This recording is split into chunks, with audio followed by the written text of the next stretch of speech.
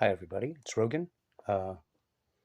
Little awkward. I'm using the camera on the back side of the phone, um, so I can't even see whether I framed it right. I used some points of reference. This is kind of a dead reckoning thing going on, which I guess is appropriate because I was going to talk about the Mission Impossible movie a little bit. I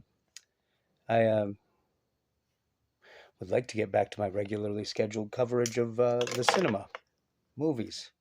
Talking about movies, it's more fun than talking about myself. I know it probably doesn't seem like I think it's more fun, but I do. Uh, so this week I've been catching up on new movies, recent movies.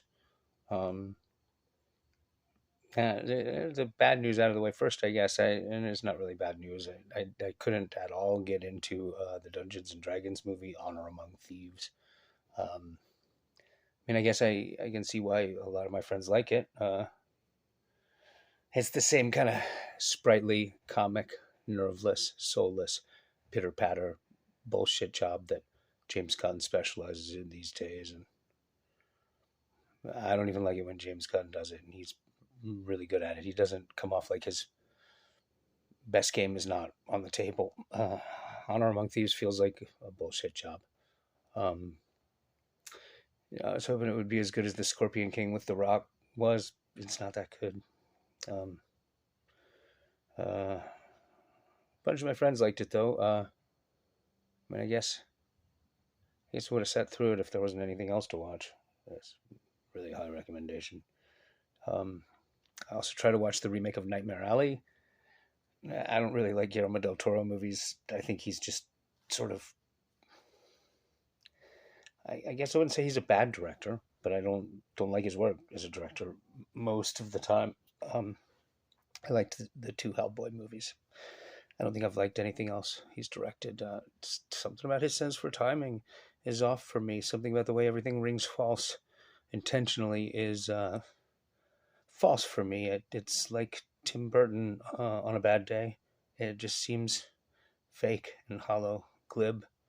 Especially wears the opposite of well on something like Nightmare Alley. The original Nightmare Alley is, in my opinion, one of the 5 or 6 greatest movies ever made.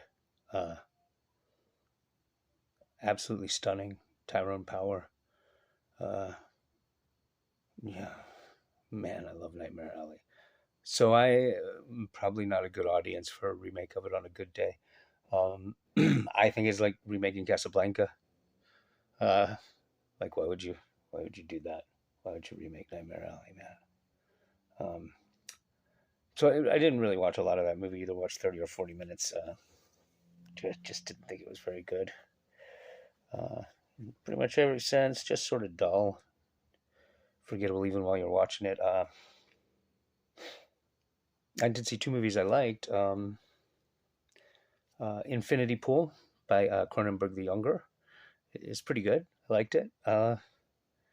Nothing super special, nothing groundbreaking. If you haven't seen it yet, it trammels in some of the more surrealist, absurdist elements in Cronenberg's better movies that he scripted himself. Videodrome, Naked Lunch, Crimes of the Future, those Cronenberg movies. Infinity Pool sort of leans in that direction. Um, it's about a guy who gets involved with some extraordinarily questionable behavior in people while he's on vacation in a non-existent third world country, and then it brings in these sort of surrealist elements. Um, it's self-consciously trippy. It has 2 or 3 really fairly impressive sort of tripping sequences. There's a non-existent organic hallucinogen as a plot element in it. Um, it reminded me of a lot of things, which is weird because it kind of wants to be like Cronenberg the Elder's surrealist horror movies, but his movies just scream originality. They have always been hard to compare to anything else except themselves. It's like David Lynch is sui generis. What do you compare Videodrome to? Um, or the 5 or 6 other Cronenberg movies that explore his surrealist side. This movie, Infinity Pool, it seems sort of derivative, sort of patchwork together from a bunch of different sources, good sources.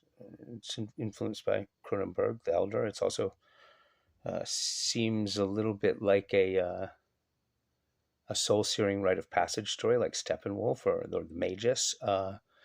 Reminded me of Dead Babies by Martin Amis, the rich kids partying and getting out of control element. Doesn't really pull itself together to become something any impact comes from in the end. It kind of doesn't really have an ending. Vacation ends, they go home. Uh, it's okay. I liked it. I liked it enough to sit through it. I'll be happy to see his next movie. Uh, the movie I really liked was Mission Impossible, but I don't think anybody needs me to recommend that, right? Everybody knows that that's the movie of the year. Uh, Dead Reckoning Part 1. Mission Impossible Dead Reckoning Part 1. It's like Dungeons and Dragons modules, the titles of movies sometimes now. Totally spectacular. One of the better movies Tom Cruise has ever been his own lead producer on. Probably the best of the Mission Impossible movies for sure. There's really not much to say about it except that it's super fun. Um, as good as the best James Bond movies. Has a great car chase. Has a great fight on top of a train sequence. The script is both complex and rooted in sort of the neoclassical tradition of dumb action movies and spy thrillers. The MacGuffins break into parts. They're chasing around parts and pieces that open another MacGuffin. It's cool. It's a really, really cool movie. I'm more than looking forward to seeing the next one. Yeah, that's it. That's the recap. Is that, what did I see? 4 movies? Yeah. If I seem a little nervous and weird, it's because I feel nervous and weird. I'm not emotionally doing real good. But I'm watching movies again, and I'm making myself watch movies and telling myself it's my homework. I got to do it. It's my job. So here it is. My homework turned in. Hopefully I'll be back in a few days with some more movie news from my desk. Thanks. Thank you so much for paying attention. I'm making these videos for my own mental health, as I've said repeatedly in the past. I need to be making more of them for that purpose. The 5 or 10 of you who are really religiously watching the videos I've been making and posting, thank you so much. Your invisible friendship means the world to me.